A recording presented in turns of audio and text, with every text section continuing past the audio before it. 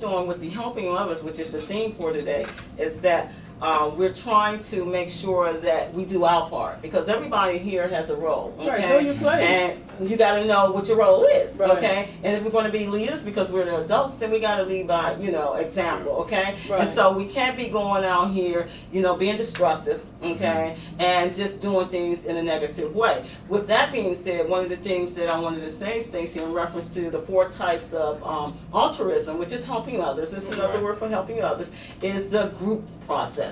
And when you were talking about, a situation, if we're not helping anybody by what we do, especially when it goes around the world and helping other communities and countries and stuff like that, it's a group mentality. So, Right. When you're helping and it's inflicting and it's negative and causing pain on others, that's not the way you help. Right. You got to come with the resolve. And that is not a solution. And that's a non-solution. You're absolutely right. So it has to come from the positive realm. And so it takes some people a longer time to get there.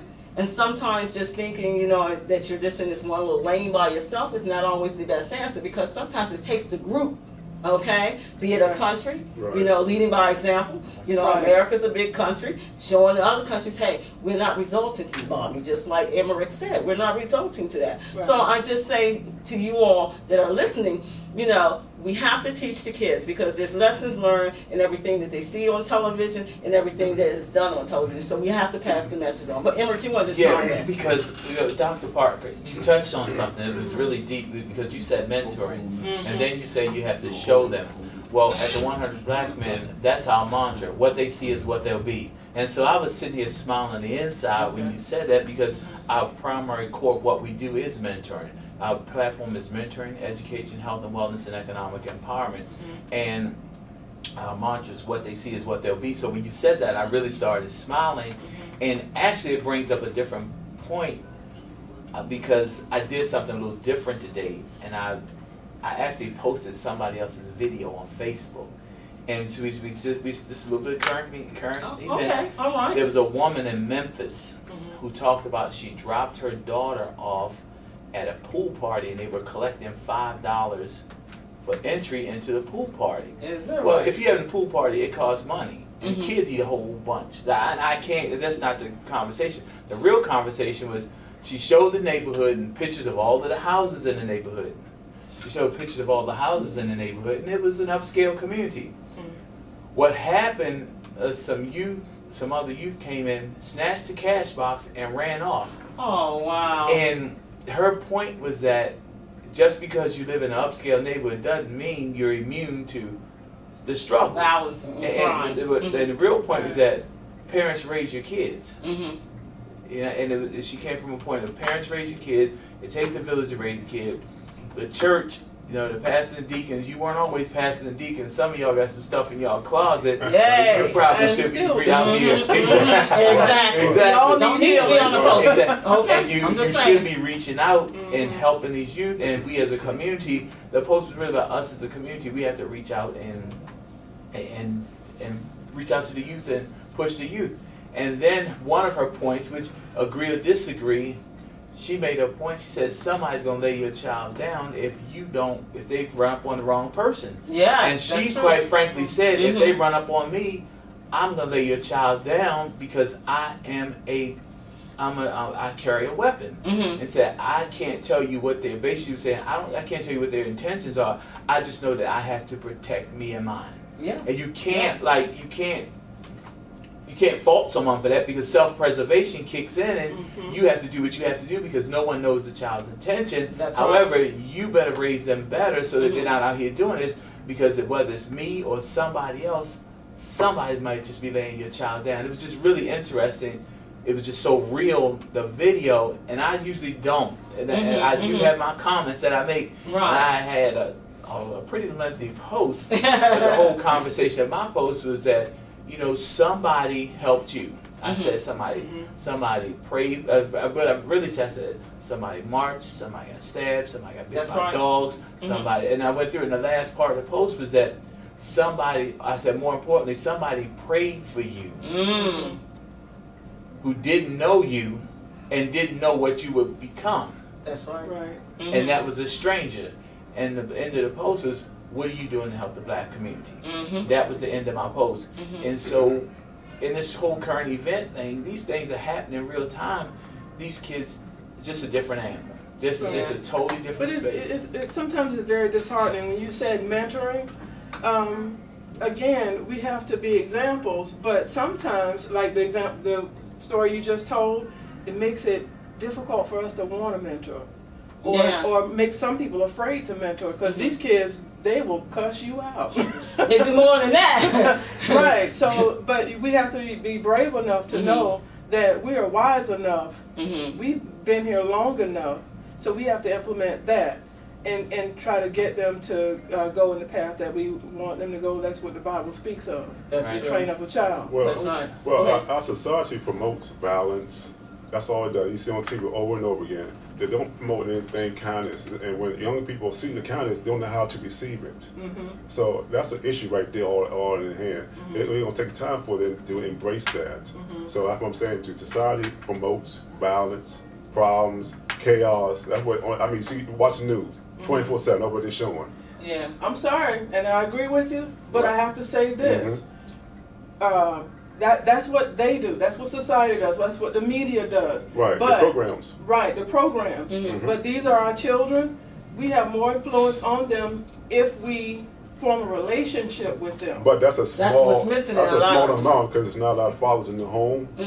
They're working 2 or 3 jobs, with trying to deal with society and trying to get these big homes. And the kids are raising themselves. But where on your priority list are the kids? Do the kids fall? Well, yes, it should be number one. Exactly. It should be number one, but that's not how society is now, to be honest. I mean, even the churches have to step up to the plate. I mean, our parents don't even bring kids to the church. Right. Youth youth choir, 30 and up. You know, so 30 and that's up. what I'm saying. We're still talking about community. We're still talking Outreach, about yes. we're still talking about taking responsibility, stepping up. And I hear you, but we cannot say that it's society and it's all of these people. Well, it starts from the home. It starts from the home. You're right. A child's and also first teacher community. is the mother.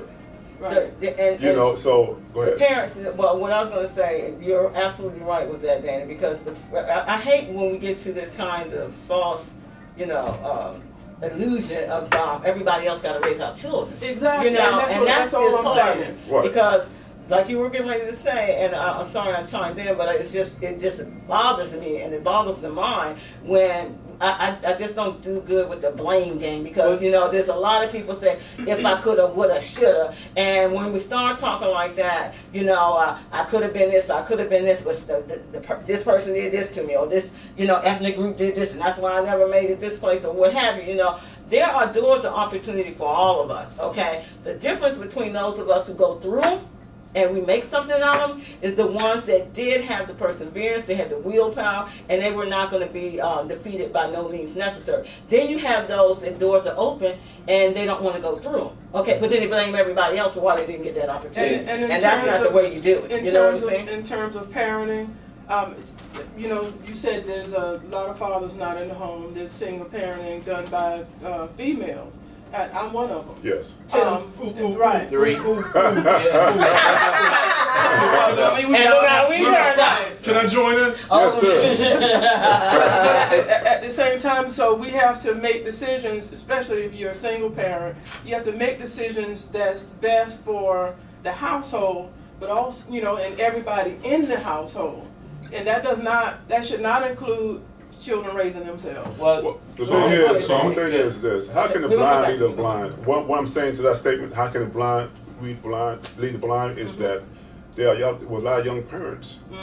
How they don't know the information and know how The resources. the resources to raise a child. To be honest, that's what I'm saying to you, that there was a large group of children raising themselves. Then Danny, I want to say something because that's very poignant what you're saying. But at the same token that you're saying that, He's got his hand raised. Oh, I'm sorry. I'm sorry. My head was turned. I just said, no, I'm going to come back to rolling. But what I'm saying is that, when it comes to the children raising themselves and stuff like that, and even if I was a parent and somehow I lost my way, but I'm still in that child's life, there's other people that can help you and support you. But see, what it is people got shame and guilt, and they don't want to ask for help. That's what the church used to be about, you know. That's what the neighborhood used to be about. If you did something wrong in your neighborhood back in the day, your parents was gonna know about it, okay? Because there was a point where the whole neighborhood was going to look. Hey, make sure I'm gonna tell Miss So and So that Johnny bust somebody's window, okay? And Johnny, they gonna meet Johnny themselves, okay? So I'm just saying that takes a village. It still applies today, but then we have some parents who are disenfranchised, and they don't want to ask for help.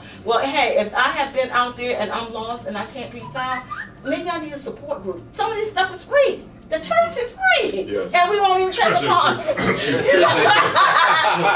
I ain't talking about tithes and all that, but I'm just saying that going there to seek help. I have a quick one for you. Go ahead. I have a quick one for you. Just want to share with you. That's rolling. Hi, I'm Rolling Grimes. For those who can't see me, I'm your chocolate dad every Monday night. I'm Rolling Grimes Show, engineer, producer. Real quick, folks, first of all, Dr. Parker, I owe you an apology. Dr. Parker, I owe you an apology. Okay. The first thing is my commitment as a man, my first commitment, my first priority is not my children. My first commitment, my first priority is their mother. Her first commitment, her first priority isn't the children.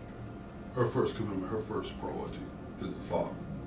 Once we stop doing that, everything else fell apart after that. Yes. Wow. So part of what we have to do, or the youngsters, because they hear what we say, they watch what we do. They watch how we treat each other. Exactly. And I learned that with children, and I was a child once, what children see in moderation from their parents, they do in excess themselves. So if I see you drinking and I want to drink, I'm going to drink 2 times because I want to be better than my parents. Right. So whether it's positive or negative, you always try to outstrive your parent. Yes. So the moment that they see that you and I have an acrimonious relationship, then they will choose to have an acrimonious relationship with either me or you or their mate. And then it continues to spiral in that case.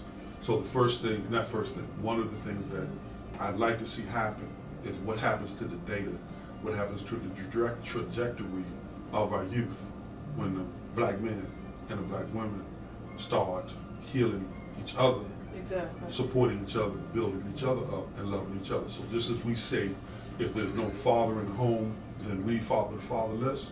But if there's no husband in the home, we have to start becoming husband figures to the single mothers as well. Yes.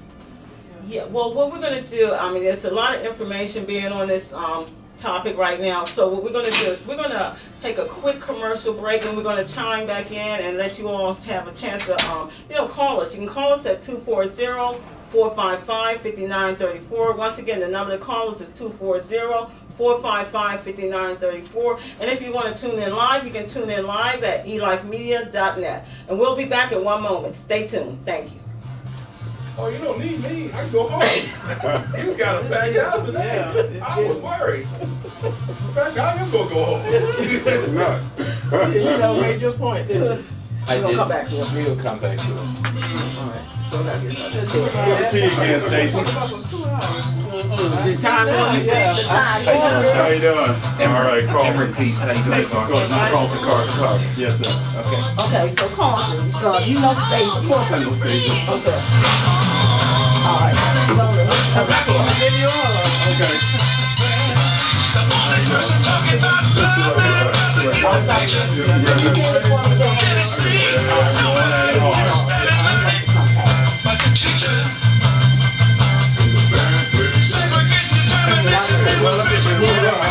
How you doing? All right. I still need the services. Okay. Yeah. Okay. Yeah. All right. I'm gonna go on your calendar. Okay.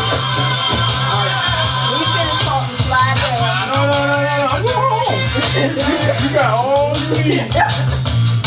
No, we still need you, brother. Come on. We got announcements to make. We got food.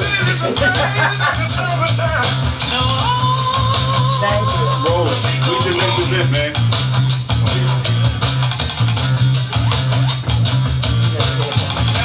Revolution, got control the sound, so shooting rockets to the moon, kids growing up too soon. Politicians say more taxes, we'll solve everything.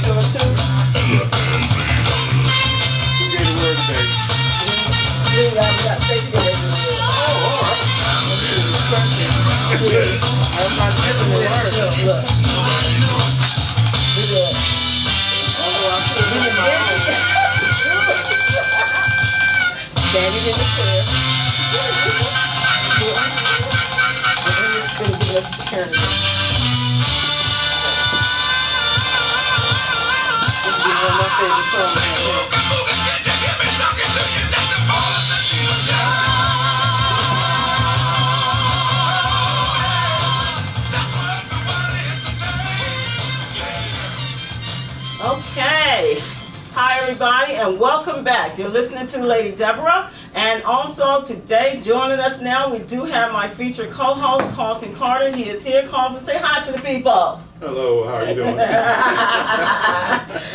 As you can see, I've been having a couple of guest hosts here filling in for you till you arrive, but we are grateful to have you here. And so far, all we've done was the Real Talk segment, and we've done the prayer, and we're going to get into the biblical word. But before we do that, I think Emery had something to say, because we were doing the Real Talk segment, and we were talking about where the case is that we have a lot of kids who are listening to us, and they're looking at these examples of this violence and stuff that's going on around the world, and we have to raise them up and teach them better that violence is not the answer, and all this bombing and stuff. And so Emmerich had something he wanted to say on that part. Well, here's a question, not really the question. What happens is, really, children just want to be led. They really do. They will listen. You can find some of the most defiant youth around.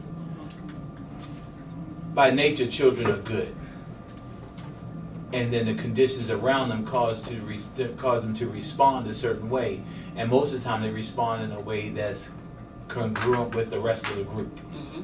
And so when you remove them from the group in a one-on-one situation, you'd be surprised that some of the most deviant children, really, they're still children, and they're still good at heart, and they're still inherently good. Now, the idea about the violence that they see on TV, there's no explanation for that one, because that's when they get into that space where they have to use their creative imagination as to what they see. And the human mind, as you two very well know, if you don't know the answer, you will make something up. Don't be saying that about the psychologist. What you saying? If you don't know the answer, you will make something. Agree and with what him. happens with the kids is they create their own reality. If that's not there, if where they are is not where they want to be, they will create their own reality. And the violence just gives them a visualization of the possibilities of how they operate.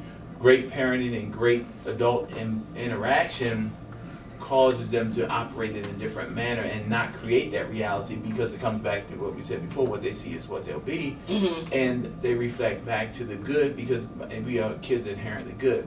Now the suburban kids that do things, I can't answer that question for you. Right. Because my kids grew up in Upper Marlboro, and I would go to the school and I would say, these kids acting hard, how you gonna be hard with braces on? How you gonna be hard with braces? I would have. I can understand. And so that, and what they want to be something that they're really not. Yep. This is the image that they see in other places, and it's a part of them fitting in and going into that culture of saying that you have to be this, and somebody else's definition of what it is to be black. A lot of times, it's the reality. You know, from a psychological point of view, in personality, Maslow's hierarchy of need, one of the points in the theory is that people need to make a connection.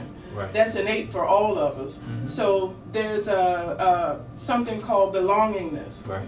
And if we find that, all it is, we're looking for a connection. So we will connect to anything, good, bad, or indifferent, even if it's negative. Right. So if it makes us feel like we belong, that's where games come from. That's the basis for why because if people are looking for their family. So we tend to connect with our family members because they know us, we can be ourselves, and that's all they're looking for. So to answer your question about the kids who have braces and trying to be hard, they're trying to make a connection. Right. Let me say something. Go ahead. I had the pleasure of my principal calling me in because he needs some more black role models. After I graduated for years, he asked me could I come in and help teach as a substitute teacher, but they hired me full time.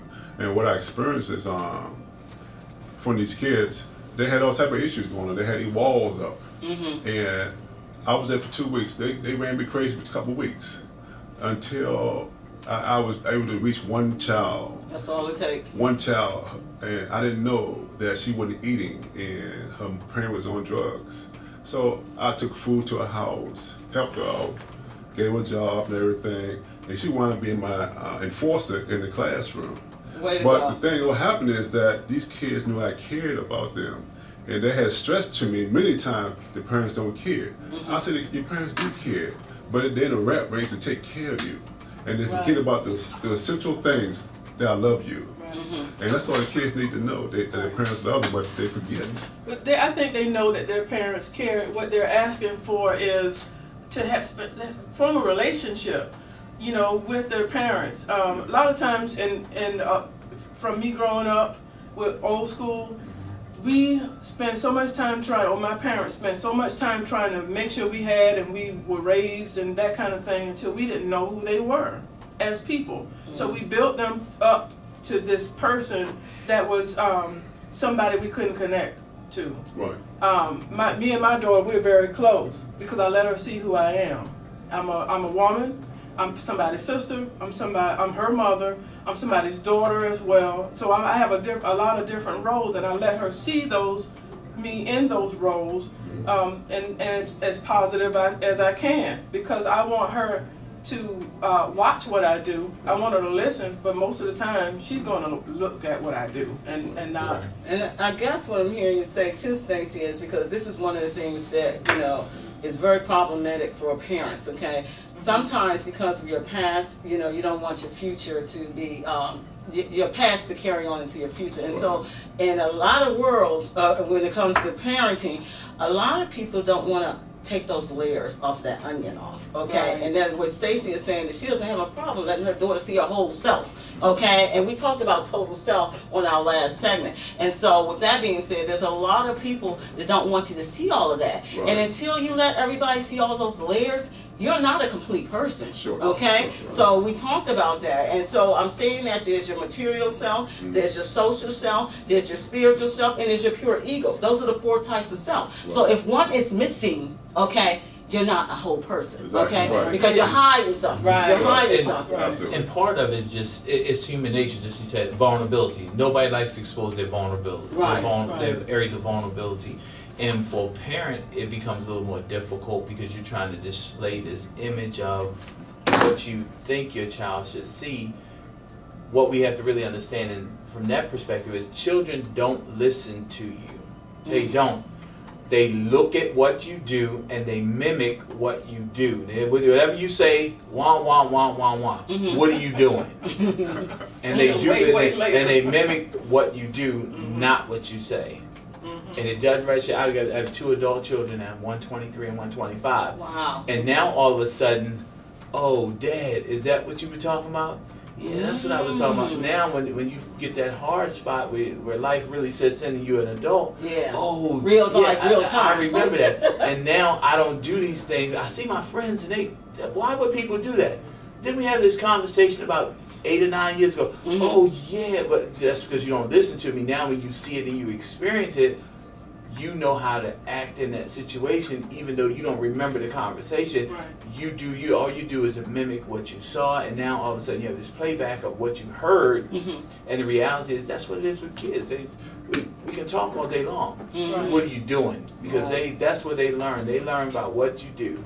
Well, I wanted to chime over here to Carlton since he's joined us and see what you have to up, say. Because you are a parent as well, and he has a younger child than most of us around this table. So with that being said, do you see a difference from, you know, when you were a child to your nieces and nephews and stuff like that you help, you know, sort of guide or what have you, and the kids that you work with in the school system? Where are they at now in reference to any of the things that we learned? Are they taking anything to heed, or are they just doing their own thing?